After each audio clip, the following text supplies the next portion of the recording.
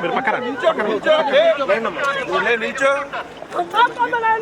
ఏ ఊరమ్మా ఏ problem ఏంటి కొడుకులు చాలా ప్రాబ్లం చేస్తున్నారు సార్ మా అమ్మ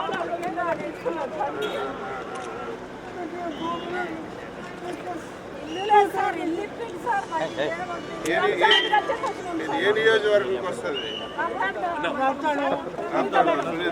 కలిసారు తనకు ఏంటి ప్రాబ్లం ఏంటి మీకు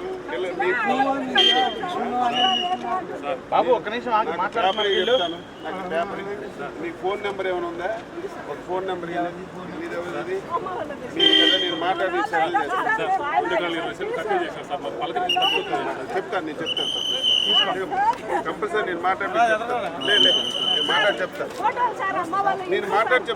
నేను కలెక్టర్ చెప్పి పంపించి చేయిస్తాను కదా నేను కలెక్టర్ మీద పంపిస్తాను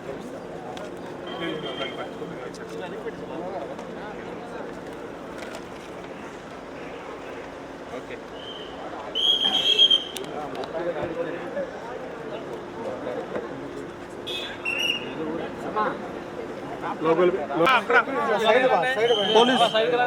అక్కడ చెప్పమ్మా అక్కడ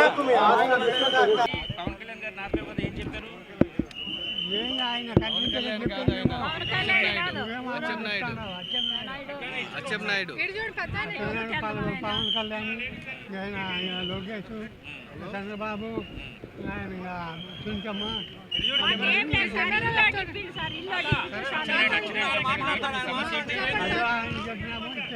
ఏంటి సమస్య ఏంటి భూ సమస్య ఇంటి సమస్య ఏంటి చెప్పండి ఎవరని చెప్పు పెద్దయినా ఎవరని చెప్పు మీకున్న బాధ ఏంది అనేది చెప్పు